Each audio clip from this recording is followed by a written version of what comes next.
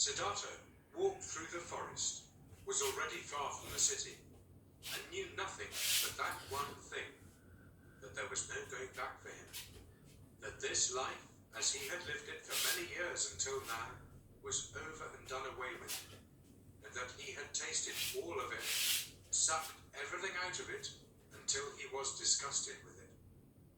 Dead was the singing bird he had dreamt of. Dead was the bird in his heart. Deeply, he had been entangled in samsara. He had sucked up disgust and death from all sides into his body, like a sponge sucks up water until it is full. And full he was, full of the feeling of being sick of it, full of misery, full of death. There was nothing left in this world which could have attracted him, given him joy, given him comfort. Passionately, he wished to know nothing about himself anymore, to have rest, to be dead.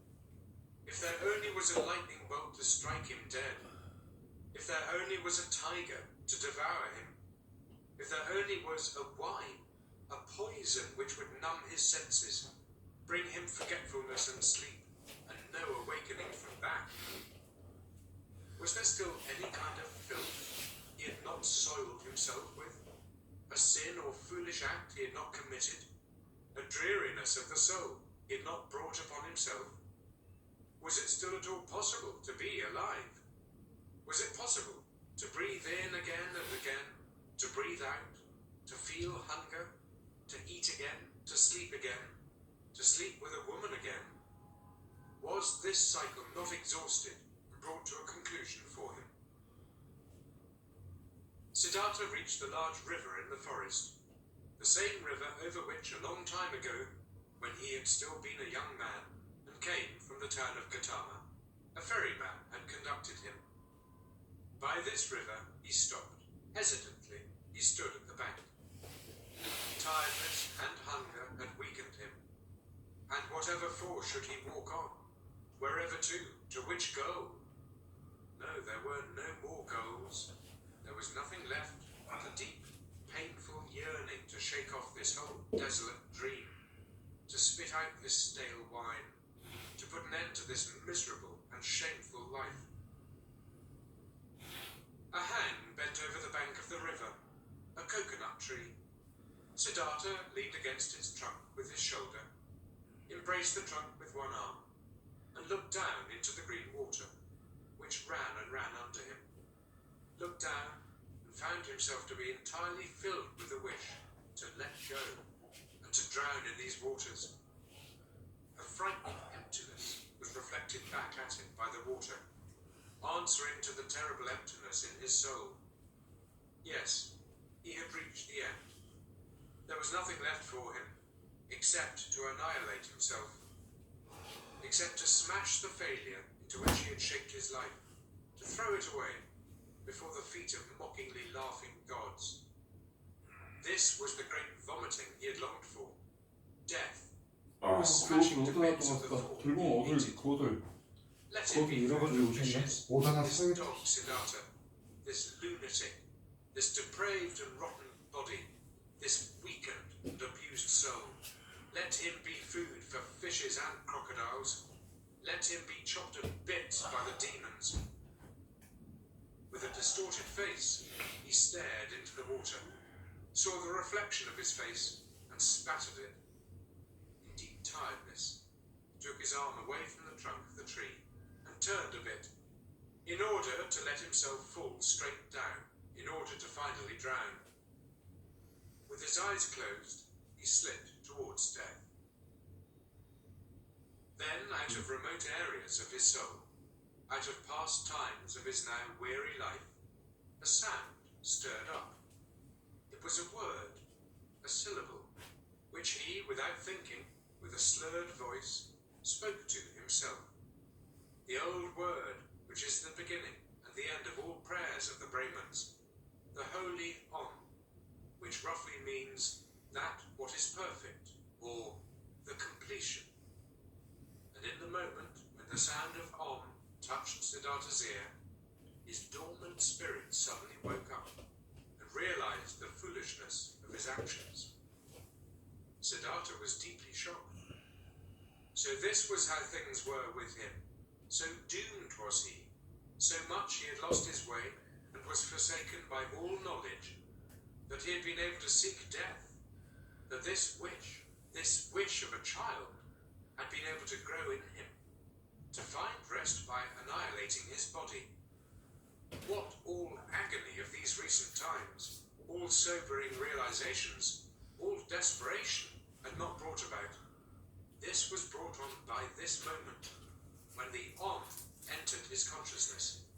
He became aware of himself in his misery and in his error.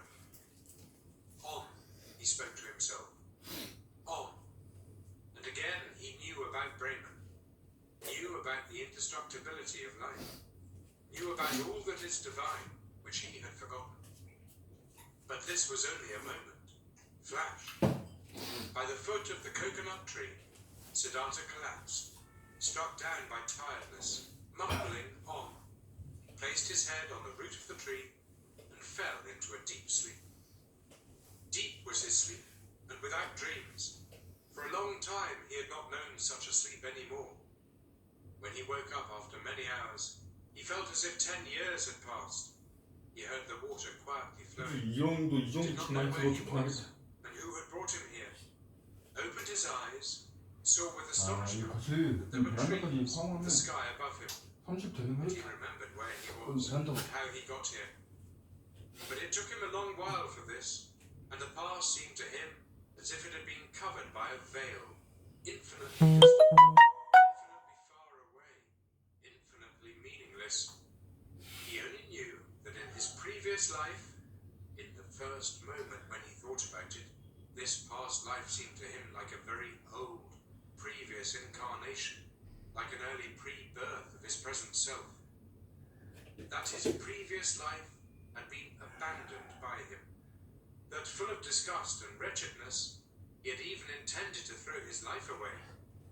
But that by a river, under a coconut tree, he has come to his senses, the holy word Om on his lips. That then he had fallen asleep, and had now woken up, and was looking at the world as a new man. Quietly, he spoke the word Om to himself, speaking when he had fallen asleep. And it seemed to him as if his entire long sleep had been nothing but a long meditative recitation of Om, a thinking of Om, a submergence and complete entering into Om, into the nameless, the perfected. What a wonderful sleep had this been! Never before by sleep he had been thus refreshed, thus renewed, thus rejuvenated. Perhaps he had really died, had drowned, and was reborn in a new body. But no, he knew himself. He knew his hand and his feet, knew the place where he lay, knew this self in his chest, this Siddhartha, the eccentric, the weird one. But this Siddhartha was nevertheless transformed, was renewed, was strangely well rested, strangely awake, joyful and curious. Siddhartha straightened up. Then he saw a person sitting opposite to him, an unknown man, a monk in a yellow robe with a shaven head, sitting in the position of pondering. He observed the man, who had neither hair on his head nor a beard, and he had not observed him for long, when he recognized this monk as Govinda, the friend of his youth. Govinda, who had taken his refuge with the exalted Buddha. Govinda had aged. He too, but still his face bore the same features, expressed zeal, faithfulness, searching, timidness. But when Govinda now, sensing his gaze, opened his eyes and looked at him, Siddhartha saw that Govinda did not recognize him. Govinda was happy to find him awake. Apparently, he had been sitting here for a long time, and been waiting for him to wake up, though he did not know him. I have been sleeping, said Siddhartha. However did you get here? You have been sleeping, answered Govinda. It is not good to be sleeping in such places, where snakes often are, and the animals of the forest have no hearts. I, O sir, I'm a 진짜 follower of the exalted 구조가 Gautama, 오히려 the 이런 Buddha, 줄 알아. the Sakyamuni, and I've been on a pilgrimage, together with several of us on this path. When I saw you lying and sleeping in a place where it is dangerous to sleep. Therefore, I sought to wake you up, O sir, and since I saw that your sleep was very deep, I stayed behind from my group and sat with you. And then, so it seems, I have fallen asleep myself, I who wanted to guard your sleep. Badly I have served you. Tiredness has overwhelmed me. But now that you're awake, let me go to catch up with my brothers. I thank you, Samana, for watching out over my sleep, spoke Siddhartha. You're friendly. You follow us 거기서 in the 내 킹도 exalted one. 되냐? Now you may go then. I'm going, sir. 어떻게 알아? May you, sir, 내거 나오는 always be 거야. in good health. I thank you, Samana. 아씨. Govinda made a gesture of a salutation and said, Farewell. Farewell, Govinda, said 발이 너무 Siddhartha. 더러운데? The monk stopped. 양말. Permit me to 양말 하나도 ask, 없네. sir, from where do you know my name? Now Siddhartha smiled. I know you, O Govinda, from your father's hut.